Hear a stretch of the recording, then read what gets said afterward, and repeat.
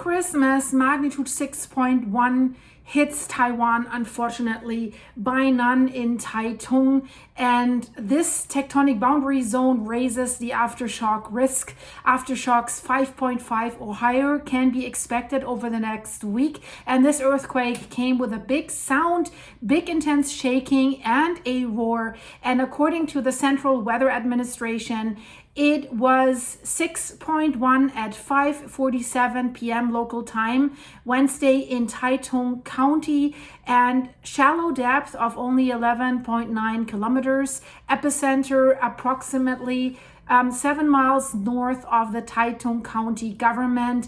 And on the shaking index that they have, it reached quite high, maximum seismic intensity level reached. And the tectonic setting is something that we should speak about while I'm showing you all the videos that have been recorded during the earthquake. So we're dealing with eastern Taiwan here, and it's one of the most active plate boundary zones on Earth, guys. So frequent earthquakes do not surprise the residents there, but we've had quite a few bad ones. So this region lies at the complex convergence zone between the Philippine Sea Plate and the Eurasian Plate, which are colliding at a rate of roughly 7 to 8 centimeters. That is that much per year. So of course we're dealing with the Pacific Ring of Fire again, right? It's not a surprise.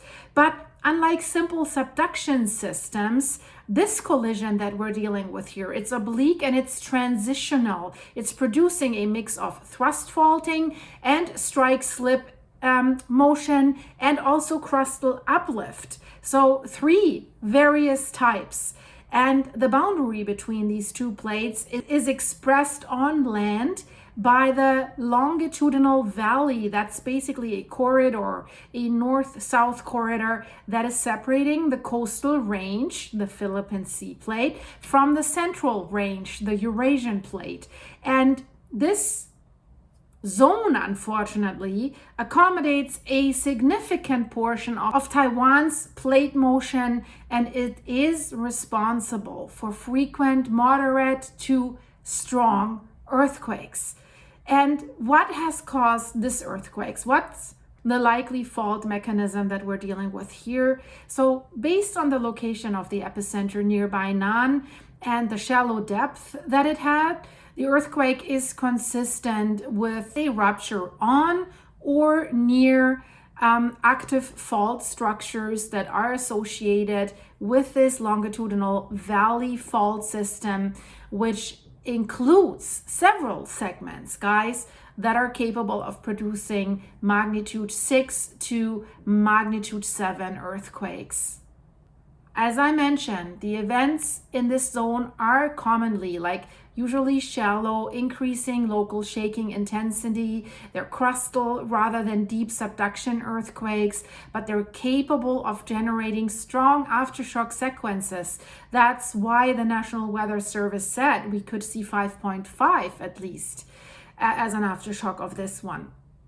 So at this time, no definitive focal mechanism has been released publicly, but earthquakes of this type in southeastern Taiwan are typically associated with oblique reverse or strike slip motion, and that would reflect these mixed compressional and lateral forces that are happening in this region. And the aftershock outlook, I said, is based on historical behavior of similar earthquakes that had happened in eastern Taiwan. So definitely magnitude 5.5 or greater as aftershocks is possible within the next 3 to 7 days. Because especially in this region, when we have these shallow crustal earthquakes that are in this tectonic environment, they often produce clustered aftershock sequences. And particularly when the stress is transferred along this adjacent fault segment or various adjacent fault segments. So that's why the authorities have told residents remain on alert for a few things: for strong aftershocks, for localized slope instability and rockfalls, landslides in mountainous regions, temporary disruptions to infrastructure during inspections. And the initial reports, that is good, indicated No major structural damage or injuries. Minor impacts were observed, especially in the area of the epicenter, falling items from shelf, brief transportation shutdowns for safety checks, and definitely reports of strong ground shaking accompanied by this really audible subterranean rumbling, which is the scariest part, if you ask me, because this subterranean rumbling is a phenomenon that is commonly reported during shallow earthquakes in hard rock environments. The rocks are breaking.